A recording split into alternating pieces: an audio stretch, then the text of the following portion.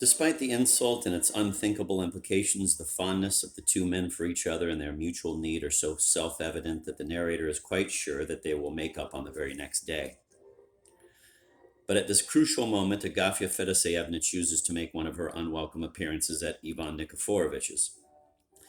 Hearing of the quarrel, she resolves to do everything in her power to aggravate it.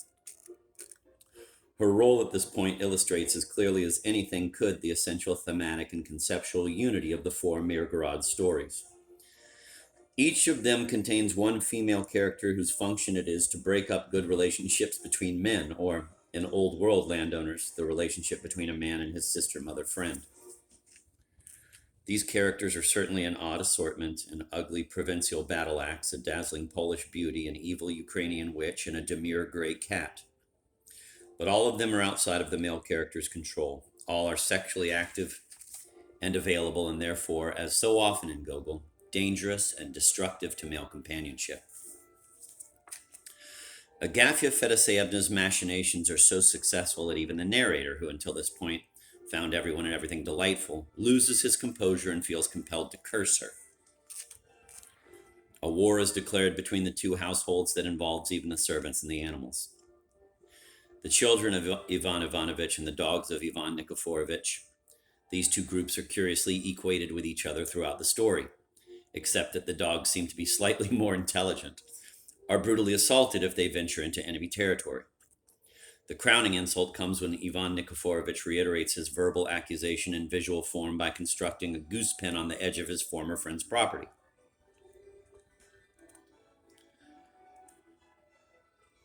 In a wonderfully mock poetic, mock melodramatic scene, Ivan Ivanovich takes his revenge by stealing up at night to saw off the posts that hold up the goose pen.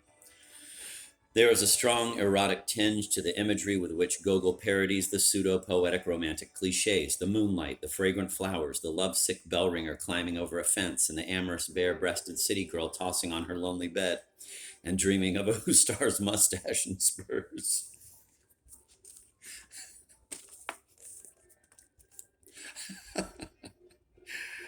Ivan Ivanovich is frenziedly sawing away at the pen's oakwood posts when,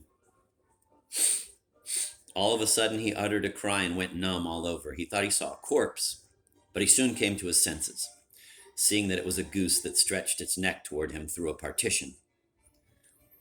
Even at this parodistic moment, the connection between sexuality and death, so central to all of Mirgorod, is quietly made. There follows a series of mutual denunciations to the legal authorities. Each of the two Ivans insists that the other is a criminal who should be manacled and condemned to hard labor after being divested of his status as a nobleman. The penalties proposed make no sense on any logical or realistic level, but if the story's symbolic sexual underpinnings are perceived, Ivan Nikiforovich's charges of bestiality and sacrilege can be seen as not quite so meaningless after all. The legal comedy, with its quotations from official documents couched in a jargon that progressively makes less and less sense — English translators of Gogol invariably doctor these passages so that they make some kind of sense, thereby undermining the effect of Gogol's original text — builds up to a crescendo of absurdity, at which point Ivan Ivanovich's pig, the one which was offered in exchange for the rifle, decides to take matters into his own hands, or rather into its snout. It violently forces its way into the municipal courthouse and steals the original copy of Ivan Nikiforovich's complaint against its master. A unique case where a sexual symbol emancipates itself from the logic of the situation and of the narrative context and defends itself in the only way it can, that is, by performing a symbolic act of sexual assault. For this outrage, it is condemned to die and be made into hams and sausages.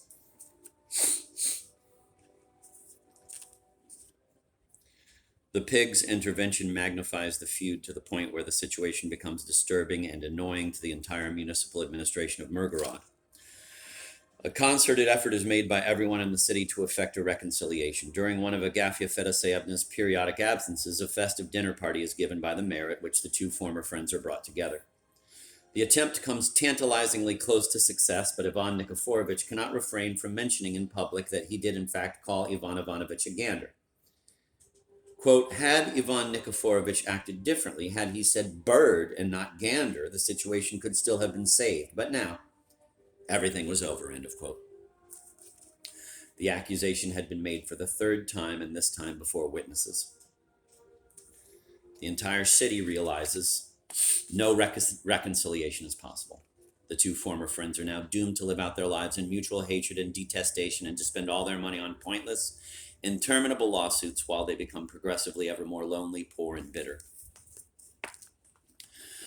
In the last 3 pages of The Two Ivans, the bouncy chatterbox who has been narrating the story suddenly bows out, and the first-person narrative is taken over by an entirely different voice.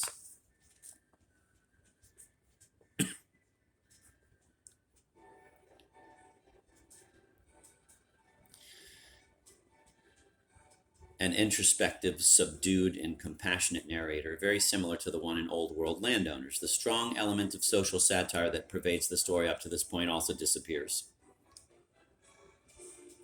In elegiac, dirge-like tones, further underscored by the mournful imagery of autumn and rain, this new narrator tells us of the bitterness and pain with which the two heroes now have to live. An affectionate relationship between the two males has been broken up, and Gogol cannot maintain the satirical manner of the rest of the story while commenting on what for him is clearly a heartbreakingly sad situation. Quote, "Here once lived in touching friendship those two unique men, two unique friends," end of quote. So the narrator leaves rain-drenched Mirgorod uttering the concluding sentence of the story, one of Gogol's most frequently quoted phrases, usually translated as, "It's a dreary world, gentlemen." A somewhat closer rendition would perhaps be, quote, "How dreary it is to live in this world, ladies and gentlemen," end of quote. The adverb skutchno, which can be variously interpreted to mean boring, dreary, as in Chekhov's A Dreary Story, or tedious, and the entire tenor of the ending strongly bring to mind the ending of the Ferret Sorchensi. The causes for the boring or dreary mood are spelled out more explicitly in the Ferret Sorchensi. But they are identical in the two stories. Life will find some way of breaking up a close and loving attachment between man, and this is what makes this world such a heartbreaking and dreary place for Gogol.